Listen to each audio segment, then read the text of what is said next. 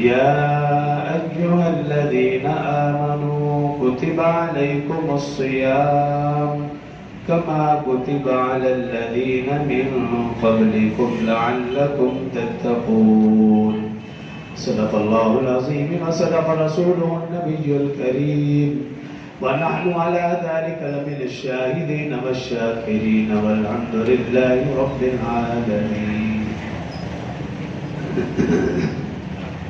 تمام احباب ایک مرتبہ بابا سے بولا نماز والا درود شریف پڑھ لیں. اللهم صل على محمد وعلى آل محمد كما صليت على إبراهيم وعلى آل إبراهيم إنك حميد مجيد. اللهم بارك على محمد وعلى آل محمد كما باركت على إبراهيم وعلى آل إبراهيم إنك حميد مجيد. رب اشرح لي صدري ويسر لي أمري واحلل عقدة من لساني يفقهوا قولي. رب زدني علما رب زدني علما رب زدني علما. میرے انتہائی واجب اور احترام برادران اسلام، دوستوں، بزرگوں، بھائیوں، اللہ رب العزت کا کروڑا انعام و احسان ہے کہ اس نے خیر خیریت سے رمضان المبارک میں عبادات کرنے کی توفیق عطا فرمائی. اللہ سے دعا ہے کہ جو بھی ٹوٹی پھوٹی عبادات کی ہیں انہیں قبول فرمائے اور اگلے سال تک خیر اور سلامتی سے ہمیں رمضان المبارک تک پہنچائے. گزشتہ اور گزشتہ سے پیوستہ جمعہ اسی آیت کے تحت چند گزارشیں درج کی تھی. آج اس آیت مبارکہ کا آخری حصہ کہ روزے کا فلسفہ اور روزے کا مقصد کیا ہے. قرآن نے جو بیان فرمایا لعلکم تتقون، تاکہ تم متقی بن جاؤ، تقوی اختیار کرنے والے بن جاؤ، اللہ سے ڈرنے والے بن جاؤ، تمہارے دلوں میں خوف خدا پیدا ہو جائے، خشیت الہی پیدا ہو جائے. یہ مقصد صرف روزے کا نہیں، ساری عبادات کا خلاصہ تقوی ہے. تمام نیکیوں کی جڑ تقوی ہے.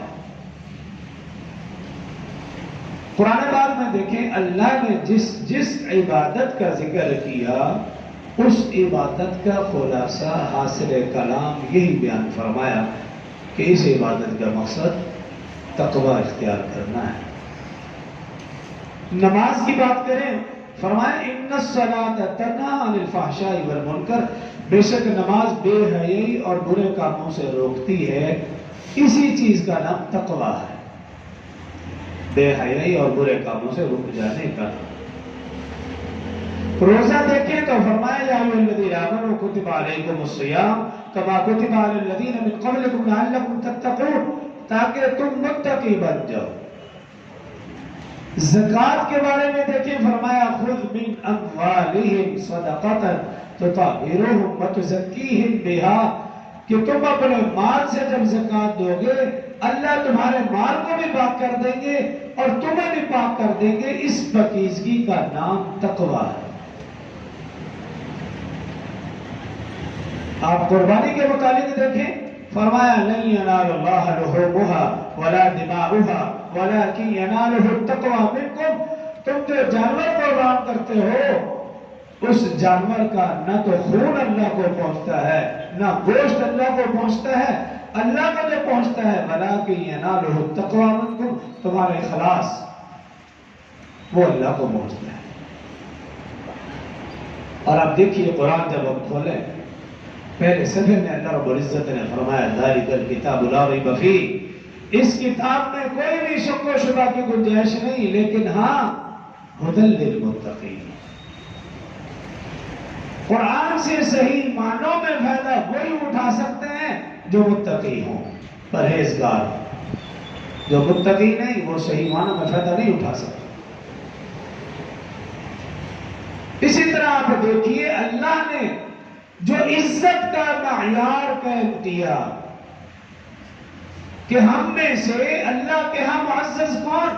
اللہ فرما رہے ہیں ان اکرمکم عند اللہ اتقاکم، تم میں سے میرے ہاں سب سے زیادہ عزت والا وہ شخص ہے جو سب سے زیادہ اللہ سے ڈرنے والا ہو، سب سے زیادہ تقوی اختیار کرنے والا ہو۔ اور سب سے بہترین ذات راہ کیا ہے؟ اللہ نے قرآن میں فرمایا وَتَزَوَّدُوا فَإِنَّ خَيْرَ الزَّادِ التَّقْوَىٰ، سب سے بہترین سامان وہ تقوی ہے۔ اور سب سے بہترین لباس کون سا ہے؟ ظاہری لباس نہیں، اللہ نے فرمایا وَلِبَاسُ التَّقْوَىٰ ذَلِكَ خَيْرٌ، سب سے بہترین لباس تقوی والا لباس ہے کہ جس کے اندر انسان گناہوں سے بچا رہے۔ اور اللہ رب العزت نے کامیابی کی جو ضمانت دی ہے وہ کہنے دی ہے ان للمتقین مفازا، اللہ فرما رہے ہیں متقی لوگ ہی حقیقت میں کامیاب ہوں گے اور عاقبت بھی انہی کی بہتر ہوگی، والعاقبۃ للمتقین، جو تقوی اختیار کرنے والے ہوں گے۔ اور اللہ رب العزت نے جو جنت کی نعمتیں رکھی ہیں وہ کن کے لیے؟ ان للمتقین عند ربهم جنات النعیم، جنت کی نعمتیں، جنت کے باغات، جنت کے پھل، یہ سب کچھ متقین کے لیے ہے۔ یہ میں نے چند ایک آیات پڑھی ہیں آپ کے ساتھ جس سے اندازہ ہو سکے کہ ساری کی ساری عبادات کا خلاصہ ایک چیز ہے اور وہ ہے تقوی۔ تقوی تمام نیکیوں کی جڑ ہے۔ اب تقوی کسے کہتے ہیں؟ حضرت عمر فاروق رضی اللہ عنہ نے حضرت کعب بن عبی رضی اللہ عنہ سے پوچھا کہ تقوی کسے کہتے ہیں؟ انہوں نے خوبصورت تعریف کی۔ حضرت عمر بن کعب رضی اللہ عنہ نے مثال دے کر سمجھانے کی کوشش کی، فرمایا یوں سمجھو جیسے ایک تنگ راستہ ہو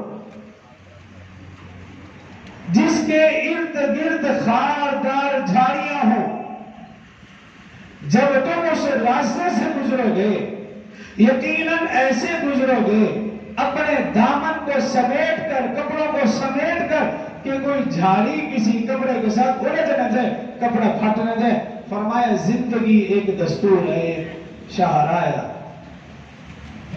جب تم زندگی گزارو اس انداز سے گزارو کہ دونوں طرف گناہ ہی گناہ ہے، بلکہ ہر طرف گناہ ہی گناہ ہے، اپنے آپ کو ان گناہوں سے بچا کر منزل مقصود تک پہنچنے کا نام تقوی۔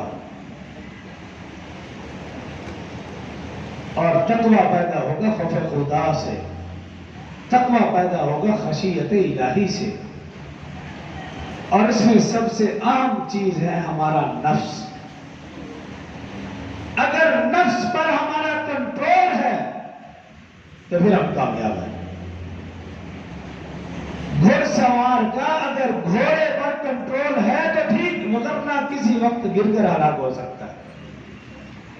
اس لیے رسول اللہ صلی اللہ علیہ وسلم نے فرمایا یہ سب سے بڑا جہاد جو فرمایا جہاد اکبر، فرمایا جہاد بالنفس، یہ جہاد اکبر، اپنے نفس کے ساتھ جہاد کرنا۔ تو تقوی پیدا ہوگا روزے سے، روزے سے انسان کے اندر تقوی پیدا ہوتا ہے۔ یوں سمجھے گناہگار سے گناہگار انسان زیادہ ہی گناہگار ہے، ہو سکتا ہے وہ روزہ نہ رکھے، لیکن اگر گناہگار انسان روزہ رکھ لے، اس کو کوئی رائے دے کہ تم غسل خانے میں جاؤ، نہانے کے بہانے چھپ کر پانی پی لو، وہ گناہگار سے گناہگار انسان فوراً یہ جواب دے گا بھئی نہیں، میں چھپ کر پانی نہیں پیوں گا کیونکہ میں اللہ سے ڈرتا ہوں، مجھے کوئی اور نہیں، مجھے میرا اللہ تو دیکھ رہا۔ اللہ تعالیٰ چاہتے ہیں اے میرے بندے، جس طرح تو روزے کی حالت میں میرے ڈر اور میرے خوف سے تو چھپ کر بھی کھاتا پیتا نہیں، اسی طرح جب تو چوری کرنے لگے، جب تو بدکاری کرنے لگے، جب تو جھوٹ بولنے لگے، جب تو غیبت کرنے لگے، کسی کا مال ناحق کھانے لگے، تو تیرے اندر یہ کیفیت پیدا کیوں نہیں ہوتی کہ مجھے میرا اللہ دیکھ رہا؟ جب یہ کیفیت پیدا ہو جائے گی سمجھ لینا روزے کا مقصد حاصل ہو گیا.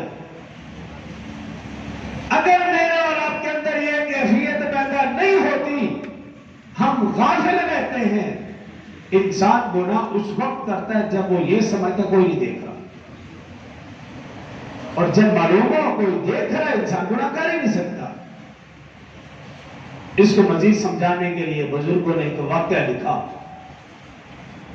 ایک اللہ والے تھے، ان کے پاس کچھ حضرات آئے اور کہنے لگے کہ ہمیں مرید کر لیجئے. انہوں نے مرید بنا لیا اور سبق دیا، ابھی یہ سبق تم یاد کرو، ہمیں ہر وقت ہر جگہ اللہ دیکھ رہا ہے. یہ سبق دیا. 40 دن تک چلہ پورا کیا انہوں نے. چلے کے بعد وہ مریدین عرض کرنے لگے کہ ہمیں سبق یاد ہو گیا. بزرگ کہنے لگے بھی پکی بات ہے. انہوں نے کہا کہ امتحان لے لو، لے لو. اب بزرگ نے کیا کیا، ان تمام مریدین کے ہاتھ میں چھری دی اور کبوتر دیا، بھی جاؤ اسے لے جاؤ، جا کر ایسی جگہ ذبح کرو جہاں تمہیں کوئی نہ دیکھ رہا. وہ لے کر چلے گئے. کوئی کمرے کے اندر چھپ کر ذبح کر رہا ہے، کوئی غار کے اندر چھپ کے ذبح کر رہا ہے، کوئی پہاڑ کے پیچھے، کوئی درخت کے نیچے. باری باری ذبح کر کے لے کے آ رہے. اب پوچھا بھی صاحب آ گئے؟ ہاں جی. دیکھا تو ایک شخص ان میں سے نہیں تھا. اب اس کا انتظار ہو. کچھ دیر کے بعد وہ شخص آیا، چھری ہاتھ میں اور وہ زندہ کبوتر بھی اس کے ہاتھ میں. اور وہ باقی مریدین نے دیکھا کبوتر رہ گئے. اب بزرگ نے انہیں پوچھا، پہلے جنہوں نے ذبح کیا ان سے پوچھا. کسی نے بتایا میں نے مکان کے اندر ذبح کیا، کسی نے کہا غار کے اندر، کسی نے بولا درخت کے نیچے، پہاڑ کے پیچھے. اب جو شخص زندہ لے کر آیا تھا اس سے پوچھا کہ تمہیں کوئی جگہ نہیں ملی؟ کہنے لگا کہ مجھے جگہ تو ملی ہے، میں مکان کے اندر بھی گیا تھا، غار کے اندر بھی گیا، پہاڑ کے پیچھے بھی گیا، دیوار کے پیچھے بھی گیا، گھنے درخت کے سائے میں بھی گیا. لیکن جہاں بھی جاتا جب ذبح کرنا لگتا مجھے اور تو کوئی نہیں لیکن میرا اللہ مجھے دیکھ رہا ہوتا، اس لیے میں ذبح نہیں کر سکا. تو پیر صاحب کہنے لگا بھائی تم پاسو باقی سفید. تو اس واقعے کی روح سے ہم دیکھیں تو ہم سب کے سفید، کیونکہ ہم گناہوں کے عادی ہیں. اور انسان گناہ اس وقت کرتا ہے جب وہ یہ سمجھتا ہے کوئی نہیں دیکھ رہا. تو اس کا مطلب یہ ہے کہ ہمارا ایمان اور یقین پختہ ہے ہی. تو یہ کیفیت ہمارے اندر جب پیدا ہو جائے گی کہ ہمیں ہر وقت ہر جگہ اللہ دیکھ رہا ہے، ہم کبھی گناہ نہیں کریں گے. حضرت ماعز اسلمی رضی اللہ عنہ واقعہ لکھا تاریخ کی کتابوں میں، حدیث کی کتابوں میں کہ یہ ایک واقعہ رسول اللہ صلی اللہ علیہ وسلم کی زندگی میں پیش آیا. صحابی رسول اللہ صلی اللہ علیہ وسلم کی خدمت اقدس میں حاضر ہوئے. عرض کی طاہر نہیں یا رسول اللہ صلی اللہ علیہ وسلم، مجھے پاک کر دیجئے. آپ نے اپنے رخ انور پھیرا، پھر سامنے آیا طاہر نہیں یا رسول اللہ، پھر رخ انور پھیرا. جب چوتھی دفعہ سامنے آیا رسول اللہ صلی اللہ علیہ وسلم نے اسے کہا اے ماعز اسلمی تم دیوانے ہو، پاگل ہو، مجنون ہو، ہوش میں تو ہو، کیا کہہ رہے ہو؟ عرض کی یا رسول اللہ صلی اللہ علیہ وسلم میں پاگل مجنون دیوانہ نہیں، میں ہوش میں ہوں لیکن مجھ سے گناہ ہو چکا ہے. میں دنیا میں سزا برداشت کرنا چاہتا ہوں، آخرت کی سزا میں برداشت نہیں کر سکتا. میں آخرت میں اپنے آپ کو اور آپ کو شرمندہ نہیں کر سکتا. کل قیامت کے دن اگر سب کے سامنے یہ آواز لگی کہ اے میرے محبوب تمہارے اس امتی نے یہ گناہ کیا تھا تو بتائیے کہ میری شرمندگی کا عالم کیا ہو؟ مجھے یہی سزا دے دیجیے. یہ ایسا واقعہ ہے، نہ کوئی FIR درج ہے، نہ چشم دید کوئی گواہ موجود ہے. گناہ کرنے والا خود رسول اللہ صلی اللہ علیہ وسلم کی خدمت میں حاضر ہوا اور اپنے جرم کا اقرار کر رہے ہیں. اور جب جرم کا اقرار ہو جائے تو پھر سزا اس کے اوپر فرض ہو جاتی ہے. حدود اللہ ہے، اس کا اختیار رسول اللہ صلی اللہ علیہ وسلم کے پاس بھی نہیں ہے.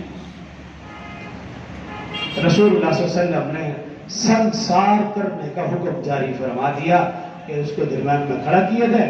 تمام صحابہ کرام نے پتھر مارے یہاں تک کہ اس صحابی رسول کی روح پرواز کر دی. 3 دن تک رسول اللہ صلی اللہ علیہ وسلم کی طبیعت پر اس کا اثر رہا۔ 3 دن کے بعد صحابہ کرام کا اجتماع، فرمایا اے میرے صحابہ سنو، ماعز اسلمی نے جو توبہ کی ہے، اگر اس کی توبہ میری امت پر تقسیم کر دی جائے تو سب کی بخشش ہو سکتی ہے۔ تو ماعز اسلمی نے جس کردار کا مظاہرہ کیا اس کردار کا نام تقویٰ ہے۔ یہ کیفیت ہمارے اندر پیدا ہونی چاہیے، پھر تو ان روزوں کا فائدہ ہے۔ اگر یہ کیفیت پیدا نہیں ہوئی، ساری زندگی بھی روزہ رکھ لیں تو کوئی فائدہ نہیں، صرف بھوک پیاس کے کچھ حاصل نہیں۔ سیدنا عمر فاروق رضی اللہ عنہ امیر المؤمنین وقت کے بادشاہ، لیکن رات کو مدینہ کی گلیوں میں گشت کیا کرتے تھے کہ کہیں کوئی مجبور نہ ہو۔ وقت کے بادشاہ، لیکن اس کے ساتھ ساتھ مصلے کے امام بھی ہیں۔ امامت اور سیاست جب تک اکٹھے رہے، مسلمان پوری دنیا پر غالب رہے، کسی کافر کو جرأت نہیں تھی وہ مسلمانوں کی طرف آنکھ اٹھا کر بھی دیکھتا، جرأت نہیں تھی۔ کیوں؟ امامت سیاست اکٹھے تھے۔ اور جب سے ہم نے امامت سیاست کو الگ کیا تو پھر حال جو ہے اس سے بھی بدتر ہو گیا۔ کیوں؟ ہم نے ان کو الگ الگ کر رکھا ہے۔ اس وجہ سے تو آپ دیکھیں پوری دنیا میں مسلمانوں کو اچھی خاصی مار پڑ رہی ہے۔ اذا ترکتم الجہاد فسلط اللہ علیکم الذلہ، رسول اللہ صلی اللہ علیہ وسلم کا فرمان جھوٹا ہو ہی نہیں سکتا۔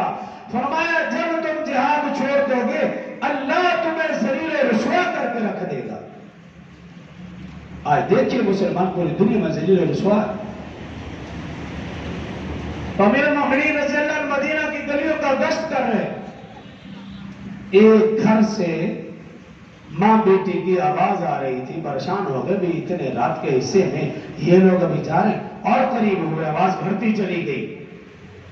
دروازے کے قریب کان لگایا کہ کہیں یہ کوئی ضرورت مند تو نہیں، پریشان ہاتھ تو نہیں ان کی پریشانی دور کی جائے۔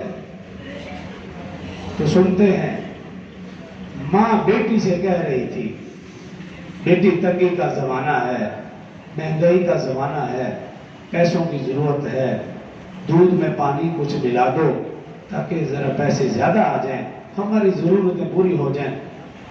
اب عمر فاروق رضی اللہ عنہ یہ بات سن رہے، بیٹی ماں سے کہنے لگی، ماں جی آج ہی امیر المؤمنین نے اعلان کیا ہے کہ جو ایسا کرے گا اسے سخت سے سخت سزا دی جائے گی۔ ماں کہنے لگی بیٹی تنگی ہے، پریشانی ہے، ضروریات زیادہ ہیں، کون سا ہمیں امیر المؤمنین دیکھ رہا ہے، تم پانی ملا دو۔ بیٹی نے جو جواب دیا وہ اب زر سے لکھنے کے قابل ہے۔ کہا ماں جی سنو، اگر مجھے اور آپ کو امیر المؤمنین نہیں دیکھ رہا لیکن میرا اور آپ کا اور امیر المؤمنین کا خدا تو دیکھ رہا۔ عمر فاروق نے یہ باتیں سنی، فوراً تشریف لے گئے۔ صبح ابھی روشنی ہوئی، فوراً پہنچے، دروازے پہ دستک دی۔ گوالن نے پوچھا کون؟ کہا امیر المؤمنین۔ گھبرا گئی، دروازہ کھولا تو پوچھا بھائی خیریت سے ہے؟ کہا ہاں، میں تمہاری بیٹی کا اپنے بیٹے کے لیے رشتہ مانگنے آیا ہوں۔ پہلے لوگ رشتوں کا انتخاب یوں کیا کرتے تھے، صوب و صلاح اور نیکی کو دیکھ کر فیصلے کیا کرتے تھے۔